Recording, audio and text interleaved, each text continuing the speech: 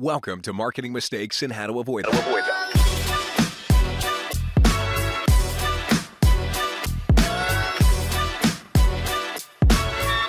Here's your host, Stacy Jones.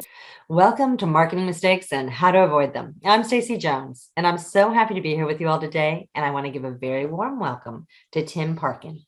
Tim is the president and global marketing advisor of Parkin Consulting, and he helps fine-tune high-performance marketing teams to achieve massive growth for organizations. With over 20 years of experience leveraging the power of combined psychology and technology, Tim has helped brands and agencies around the world gain rapid and dramatic growth. He is a trusted advisor to high-level marketing executives, as well as the host of Marketing Leaders podcast and a regular contributor to AdWeek, Forbes, TechCrunch, and so many others. In his free time, Tim is a professional-level magician, where I am sure he can personally attest that performance result is all in the delivery of the message. Today, Tim and I are going to be chatting about the best ways for companies to get bigger, better, and faster results by supporting and enabling their marketing teams. We'll learn what works from Tim's perspective, what should be avoided, and how some businesses miss the mark.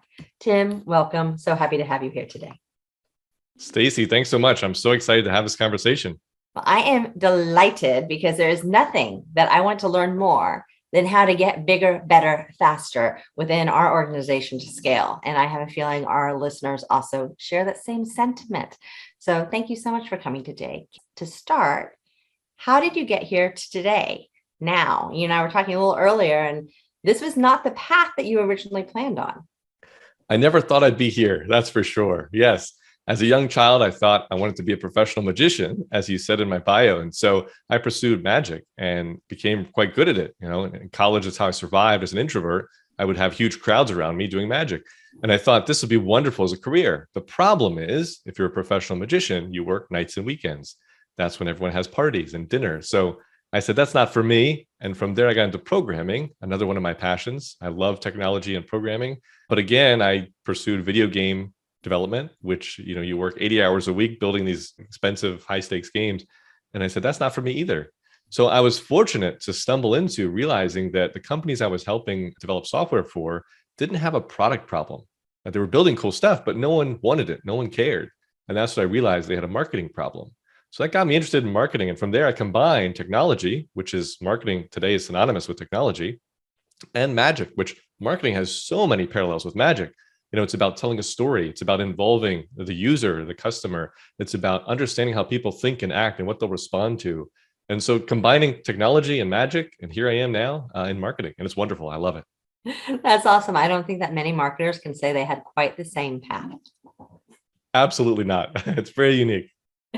So when you get started working with an individual organization, what's the first step that you do? How do you go about uncovering the mayhem that you're about to see that exists or does not exist within their planning and technology and marketing and software systems and more? It always exists. The mayhem is there waiting to be found. And I'm sure the listeners know that.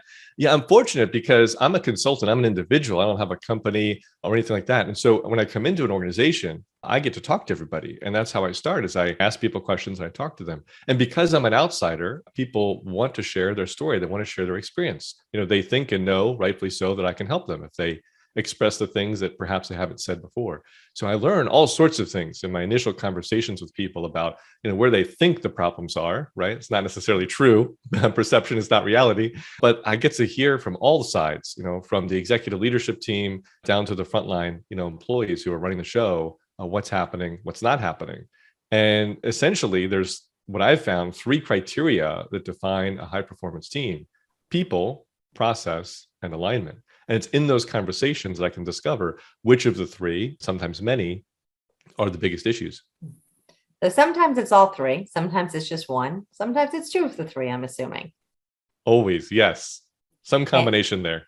And it's probably easiest to fix the processes versus the people. Very astute, Stacy. You're absolutely right. Process is, ironically enough, one of the biggest gaps I find in marketing teams is that a lot of people think marketing is creative, and it's actually much more of a process than we realize. Now, there's certainly creativity in marketing, but process is a big part of it. If you don't have a repeatable, consistent process, you can't deliver on what marketing is intended to do. So process is always where we start because, to your point, it's the easiest, it's the most apparent, and it's almost always the lacking aspect of the team. What are the basics to the processes that pretty much every organization needs to have? It does depend on the organization, but I'll tell you, there's two aspects to process that we need to think about. The first is you have to have a process, right? You have to define what it is you're doing. And Demings has a quote, Edward Demings, that if you can't describe what you're doing as a process, then you don't know what you're doing. And that could not be more true, especially this is irrespective of marketing teams, but in marketing teams, if you're talking about how you produce content or how you create a landing page or how you do customer research, whatever it is, if you can't describe that as a process, and if it's not defined and documented, written down somewhere, then you're going to have issues. And maybe you have someone on the team who's been there for 10 years who knows how those things happen. But that's not acceptable because nowadays, with the Great Resignation, people are leaving, and changing jobs. And that information will leave with them. So it's really imperative that the first step of process is figuring out what do we do and how do we do it? And let's write that down. And if you don't, that person who has been there for 10 years, their head is pretty much on exorcism mode right now. And it's just like rotating over and over and over and over while they're sitting here trying to figure out how to download everyone else on what to do. And then there's a lot of cursing. Can tell Absolutely. You that. Yes. From personal experience, it sounds like. Yes. From personal experience, from client experience, from everything that I hear from everyone right now. Yes. If you do not have processes right now, especially as you nailed it on the head with the Great Resignation, it is a problem for companies at the moment. It really is. There's so many things we don't think about, to your point, that are a process, and the cross collaboration that's necessary of marketing with other departments, of marketing internally with the teams inside of the marketing organization. There's so much that happens, and every little detail we need to think through and write down. And so the first step is defining it, but then the second step is measuring it.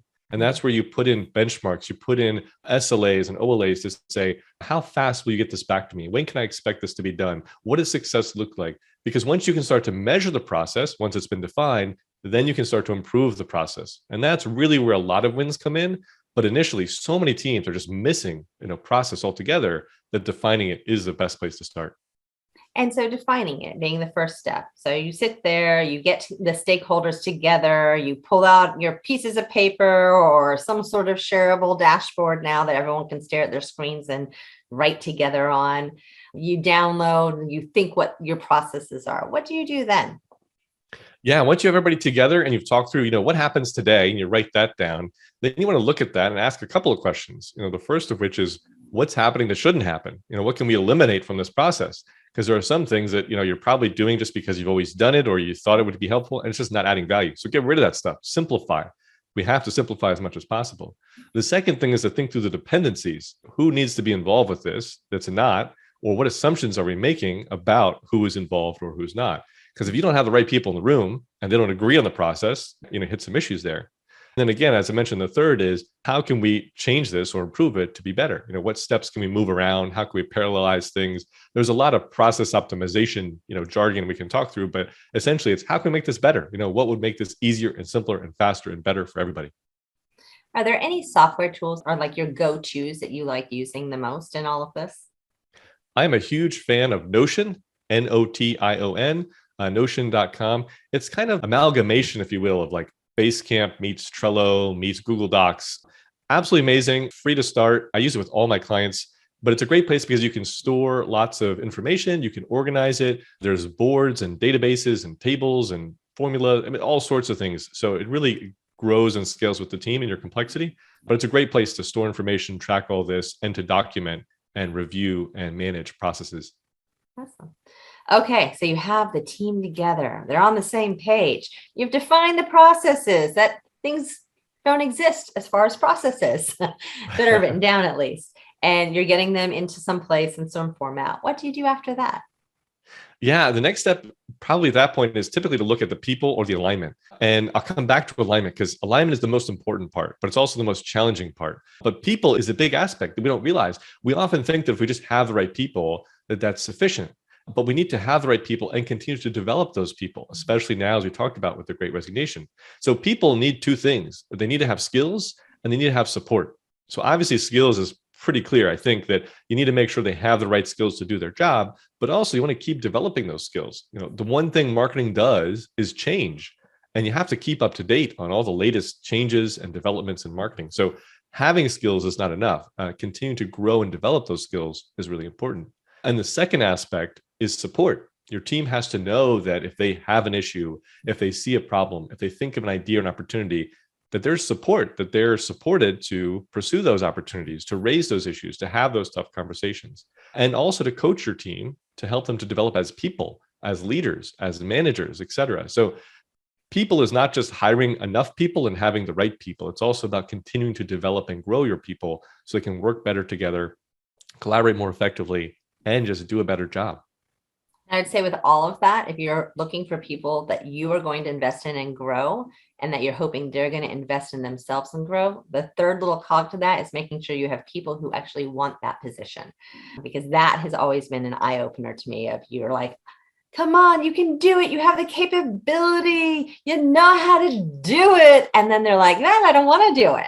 Yep. That's a great point, Stacy. Yeah. The old expression is you can lead a horse to the water, but you can't make them drink. And I think you're absolutely spot on there, that if people aren't passionate about what they're doing, they're not going to do a good job, and regardless of anything else. And, to your point, I think the best people to hire are influencers or customers. I mentioned previously, one of my clients is a pet company. They all, no pun intended, they all eat their own dog food. They all use the products that the company makes because they all have pets. Those are the exact right people to hire because they understand the customer, because they are the customer, and they're passionate about the company because they are a customer of the company. So it's really important. I think passion, as you underscored, is a key element to what makes a good employee. Yeah, I tell our team, and I have over the years all the time, it's always getting to the point where if someone's, needs a little like a push towards an exit door, is the conversation of, I can give you everything, but I cannot give you passion or drive. Those are the two things you have to bring yourself to the table. And I think that's where a lot of not just marketers, but business owners get very frustrated in life, because their people don't necessarily have that. And it could just be wrong butt, wrong seat type of scenario. Absolutely. I think you're so right about that. And I've seen personally so many times one bad apple spoils the bunch. And there's some people who are just not passionate or just plain toxic, and that kills morale, it kills productivity, drains the energy from the team. And you're right. Yeah. A push or a shove or whatever you need to do to get them out of the picture. If they're harming the team, if they're holding you back, then you need to find someone who can be more passionate and more enthusiastic and just a believer, right? And seeing the vision, seeing the mission, and wanting to take that journey with the company. But let's assume that this fictional company that you're talking with right now has right butts, right seats, has people with passion and drive. They want to do this. They are, eating the dog food. They are celebrating.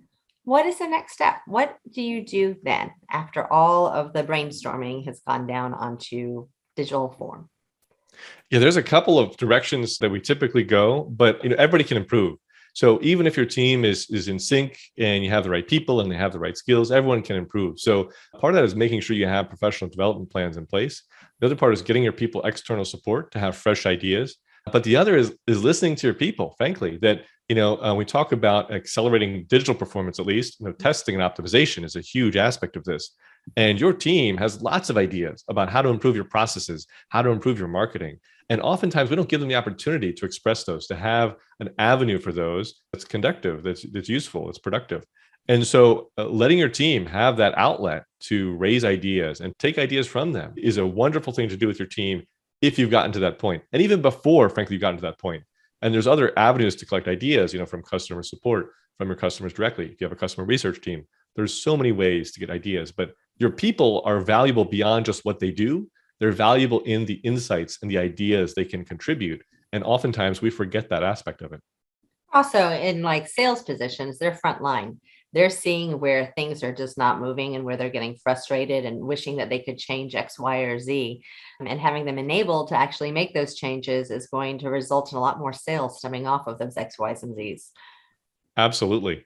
Well, then, if I may, let's talk about the other part here that you're leading to, which is alignment. How do you connect all these dots together? People and process are only half of the equation.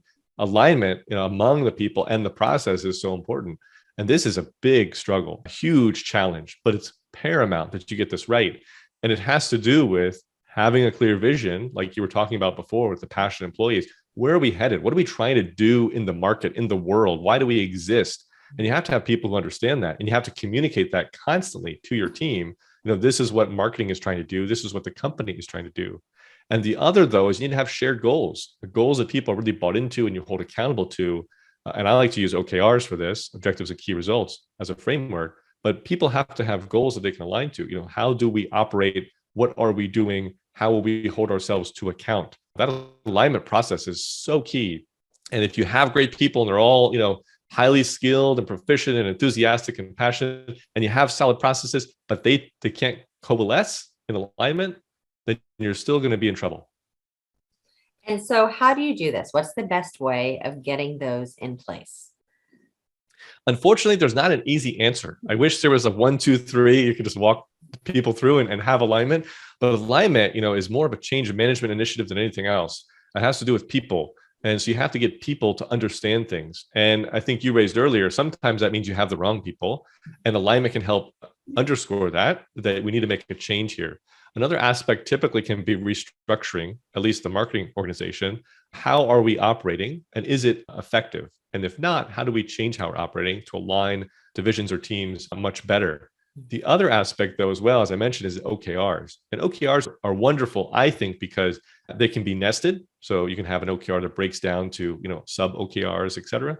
But also you can have them on the functional level, for different teams, but then on a personal, individual level. So if you want to keep developing your people and make sure that they're all aligned, your objectives at the top can then be broken down into sub-objectives that the teams can work on, and those objectives can be broken down to individual objectives that the individuals can pursue. So it all aligns together just by virtue of the structure you've created, and you can hold people accountable to those. And hopefully get that passion and drive out of them because they're doing something and rowing in the direction that they actually want to be rowing in. Absolutely. And again, that's people. That's kind of the politics, if I can say that, of how you navigate the change management initiative. Understanding where people are coming from, what they need, what's holding them back, and then finding a way to get everyone to work together and collaborate and be on the same page. And some of that is more of an art than a science. And where do you, and you kind of touched on that real fast on there, because I could hear in between the lines, but where do things go wrong along the way? Where do organizations just do colossal or small mistakes? Stacy, where do things not go wrong? There's so many opportunities for things to go wrong. But I would say people, and we talked a lot about people, that's a big area where things go wrong. You hire the wrong people. You just need someone fast. You're not getting someone who's passionate enough. You're not developing your people. There's an infamous conversation between a CEO and a CMO. And the CEO says, what if we invest in our people and they leave? And the CMO says, what if we don't and they stay? And that's how we need to think about people and investing in people. Your whole team, your whole organization, your whole company is built around people. Marketing is about people. And so it's so important that we understand our people and empower them and equip them, and that we do the same for our customers. The other area that goes wrong is if you ignore your process. I like to say that performance, the formula for performance is people times process equals performance. So if you have great people but no process, you're still not going to have great performance. You need both. You need really skilled people you're developing, and you need rock solid process. But lastly, in terms of alignment, where it goes wrong, ego, frankly, there's a lot of big egos, especially at the top. And, people think I should own this, or my way is the right way. Ego is the biggest barrier to aligning teams. And you have to break that down. You have to realize we're all on the same team. We all have the same mission. We all want to go in the same direction. So let's do that together. And internally at a company, typically when you are working with your team members, if you're not used to having an environment that is educational and that is improving, how are you going to break this to them? Because I have a feeling a lot of companies are like, guess what, guys, we're going to invest in you. Good. It's awesome. You're going to get so much more, insights and information. You're going to be enlightened. Oh, and you're going to have to do some work along the way to get there. That goes over real well sometimes, I bet. You're absolutely right. Again, however, I've found, fortunately, with the right companies, with the right culture, they are excited. They do embrace it. But there's always some people, at least, or some segment of people who are, lethargic, for lack of a better word, and resistant to change. They've been there for, again, 10, 15 years. And yeah, we've heard this before. Nothing's going to change. We got the pessimists of the group, of which I can relate. I'm definitely a pessimist. I like to tell people I'm a pessimist and a cynic. And so it's a magic combination. But there's always people like that who are resistant. But what I found is that once you get the wheels turning, once the company and the culture has been bought into that, change begins to happen. And once change begins to happen, it's hard to stop change. So to your point, the hardest part is getting that boulder, to start moving. But once it starts rolling, people see the improvements that are happening. They get excited about the support that they're getting from the team. They're empowered and equipped with the process that's been created, that there's more consistency and better collaboration. And so that once that ball gets rolling, it's very hard to stop it. And it just snowballs and gets bigger and bigger. So the first step, pushing that ball up the hill, is the hardest. But after that, it gets a lot easier. And then what else do you counsel your teams that you work with? And what other areas do you kind of dive in and say, okay, let's get this going, guys? There's two areas. One is operations, which we've been talking a lot about. The other is optimization, which is absolutely massive. And I'll tell your listeners today, there are only, in my opinion, two things that matter in marketing: testing and optimization. And I don't care what you're doing. If you're building a brand, you need to test that with the market and then optimize it and change your messaging and change your visual identity. Nothing is static. Nobody knows what is working. No one knows what will work. I don't know. You don't know. Your agency doesn't know. And if you accept that premise that marketing changes constantly, culture and customers change constantly, no one knows what'll work, then the only logical response is that we have to test, we have to experiment, and we have to optimize.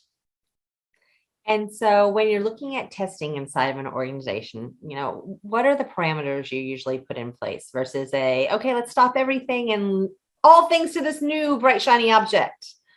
Always. It's a great question. And a lot of people want to do that. They want to over index on, let's test everything. But testing is hard. It takes capacity. It takes thoughtfulness. It takes patience to wait for the test to be statistically significant. So yes, you have to set aside a little bit of time and resources to test. And typically, a rule of thumb is 20%. So 20% of your time, your efforts, your budget should be allocated towards testing things, whether that's creative or emails or Facebook ads or a new partner, a new channel, whatever it is. But set aside 10%, 20% if you can towards testing, and start with that. And also just start. A lot of people get paralyzed when it comes to testing about, well, what should we test? Or is this the right thing to test? Is there something better to test? It doesn't matter. Again, just get started. Just test something. That's better than doing nothing. And once you understand the process and enjoy it, then you and your team will want to do it a lot more. And I love that, actually, that you just said, put 20% of your budget to testing. I can think of so many advertisers and marketers out there who are either resistant to testing. They're like, oh, my budget's already done, and I'm always like, why don't you have just a little slush fund that you can try things that come up, do something at the last minute, the next best thing that you're not gonna be able to plan a year out for. Like, marketers in general, advertisers in general, companies in general do not think that way. They really don't. And they need to. You're absolutely right. And this is the reality is, if it's true that we don't know what will work, then 20% is a minimum here. Ideally, you should be setting aside 60% towards testing to find out what works, because 40% then can be spent on capitalizing for the short term, the short lifespan that has of working, because it's going to keep changing. It's a moving target. So really maximizing your time and resources on testing is paramount, and it has the highest ROI ever. Nothing that works today will work tomorrow. And also, you don't know what will work tomorrow. So it's so important that we're testing. No, because there'll be a new social platform, a new this, a new that, Absolutely. Something else, always. Always. And that's the fun of it, but it's also the challenge of it. And we have to live in that middle ground. Tim, how can our listeners learn more about you and find you? Where should they go? I'm a connector. So LinkedIn is the best place. I'd love to connect with all of you. You can follow me on LinkedIn. We can connect and chat. I do LinkedIn Lives every Thursday. So LinkedIn, look me up, Tim Parkin. That's parking without the G. And Tim, can you share some last parting words of advice with our listeners today? Anything that we didn't touch on that you think that they should really keep in mind? I'll tell you two things that I think are really important that I've learned over the years. The first is no one knows what they're doing. And I'm saying that in soft language. I would swear if that's acceptable. No one knows. No, I think nobody it's real. knows. No one nobody knows. has any idea. And as I said, that's reasonable because we shouldn't know. We're all figuring this out because it keeps changing. But embrace that, understand that. And don't take any expert online or anybody in your company or your boss. Don't take their word for it. Look at the data, try something new, test something. You never know what will happen. And the second thing, which is related to that, is be bold and be brave. Marketing is about making noise. And if you're not making noise, if you're not making a dent in the universe, then what are you here for? So be bold and be brave. Well, Tim, I love that. Be bold, be brave. That's excellent advice to leave on this parting note. Thank you. Thanks, Stacy. Well, to all of our listeners, thank you so much for tuning in and listening to all the things that you can do within your organization today, not tomorrow, with Tim. I think that he provided us a lot of guidance and insights that are definitely actionable. And if nothing else, get that test budget ready, right? Do something along those lines. But for everyone, I look forward to chatting with you this next week. Thank you so much for tuning in to another episode of Marketing Mistakes and How to Avoid Them. Have a great one.